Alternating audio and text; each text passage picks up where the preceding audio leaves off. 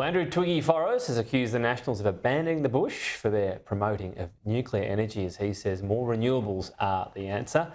The second richest person in Australia got in a stoush with Llew O'Brien as he was trying to convince the coalition to lean more into renewables. Joining me now is Deputy Nationals Leader Perin Davey. Thanks for your time. Interesting words that we got via Andrew Clennell to the left of me here. An effing charlatan, apparently, Llew O'Brien called Twiggy Forrest. Is that the right way to conduct a debate when someone comes and gives a briefing? Well, firstly, I wasn't in the room, so I'm hearing third hand as well. But what I can say is Llew O'Brien is an absolute passionate representative for his region, and far from betraying the bush, which was Twiggy Forrest's accusation of the Nationals, Mr O'Brien is backing the bush. He's backing his constituents. He's reflecting what they say. And what they are saying is, thank you, Twiggy, with your squadron energy and your subsidies to build wind turbines right across the Queensland outback and rely on Commonwealth government funding to then connect it to transmission lines that cut across agriculture and Queensland agriculturalists with compulsory acquisition in the wind. Llew is reflecting their very passionate responses. How unified are the coalition on nuclear? Because we don't know what it is yet. It's been effectively banned in Australia for a long time, and it seems a pretty bold move. Banned since the 90s, but we are the only country. Yeah. But how united are you? I mean, it's sort of initially it was a thought bubble, and now it just seems to be a policy without actually having an official one. The Nationals are 100% united on lifting the ban, allowing the conversation to start, allowing the market to investigate, allowing private enterprise to look at the value proposition of nuclear. We're certainly 100% behind lifting the ban on nuclear. All right, Perin, well, let's play this footage of you from 13th of February because I'm sure you're aware we're going to talk about it. I really thank you for your evidence tonight, and I thank you because I, having sit in this place now for nearly 5 years, I have seen a dramatic change from when once the arts would come in and it would be this is what we're saying, you come prepared, you know exactly the questions I'm going to ask about the regions, and the regions are now a topic of conversation. Were you affected by alcohol then? No, and Andrew, you and I have had this discussion. I had a couple of glasses of wine, which I have admitted to, and I have now openly discussed my medical issues that I have had. My throat often catches, it's caught in this studio.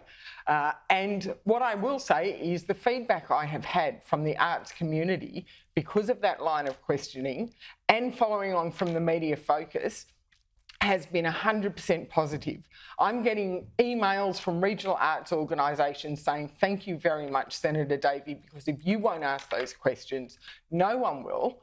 And I've had calls from people within Creative Australia who have contacted me and said, I was watching that night. I watched the whole line of questioning. I did not see a drunk person. I saw a passionate person. But you seem to lose your train of thought there. I mean, should you be drinking at work? It's 9:30, at 9 to 9:30 at night after a 14-hour day. I was up again the next day at 6 a.m. So if I was intoxicated to the extent that a lot of people are implying, I would not have been able to function the next day like I did for another 16-hour day.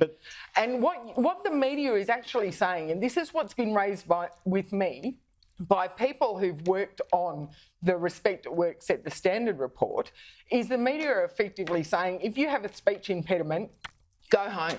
Don't bother running. Well, hang on. What about if you're drinking at work? Go home. Well, with all due respect, Andrew, and I will say it, I have been to plenty of press club lunches, including the Respect at Work lunch with Kate Jenkins, where there were a lot of journalists participating in the hospitality at that lunch and then coming into this place, filing their reports. So it's all right if we all get drunk, including politicians at work, is it? Like, I'll get pissed and come on TV. I stand by the fact that I was not drunk.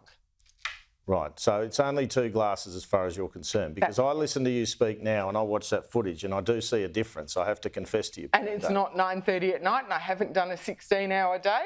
But why can't you just say, look, I probably shouldn't have had a couple of glasses of wine, you know what I mean? I'm absolutely happy to say I probably shouldn't have had a couple of glasses of wine. And I'm also very happy to say that I will be far more aware in the future, and I will not be having a couple of glasses of wine when I know I need to go back into the chamber or into the committee. I'm happy to say that. All right. On top of the Barnaby thing, though, it did present sort of a poor image, I guess, for the Nats. What's your reaction to the Barnaby-Joyce lying on the ground scenario? Well, Barnaby has also addressed that himself, and I will leave the commentary up to Barnaby. Do you think you're going to lose your pre-selection? No, I do not. Is anyone You're pretty spoken? confident, are you? I believe that I will be judged on my whole record and not on a 40-second video clip that's been subjectively edited. Well, I don't know if it's subjectively edited. I mean, it's what happened. You've taken a 40-second clip from a 12-minute line of questioning. What's your view on the suggestion by Zali Steggall to have a ban across the board? Well, she hasn't said that. She has recommended random drug and alcohol testing. And I think I'm one of the few politicians who's actually said, if they're going to do it, bring it on. I don't have a worry about that. The Greens are saying we shouldn't go down that path. Other people are saying we shouldn't go down that path. Sure. When you're doing the alcohol testing, I guess, would it be... Is it 0? Is it over 5? It's not you proposing at Zali Steggall, but is it the driving limit or... Well, and that is the question. That would have to be resolved. But from what I can gather, there is no momentum, no push, no majority support for her proposal. What's the sanction? I mean, you're saying I wouldn't mind it. What's the sanction? That would have to be determined by the Parliament. And then I would also say that the key would be it mustn't be weaponised and it must apply consistently right across every person who works in this place. Sure. Well, you spoke about these health problems you've had. Doesn't that make it even sillier, I guess, that before you go into a parliamentary committee, given you have that issue, that you'd be having a few wines?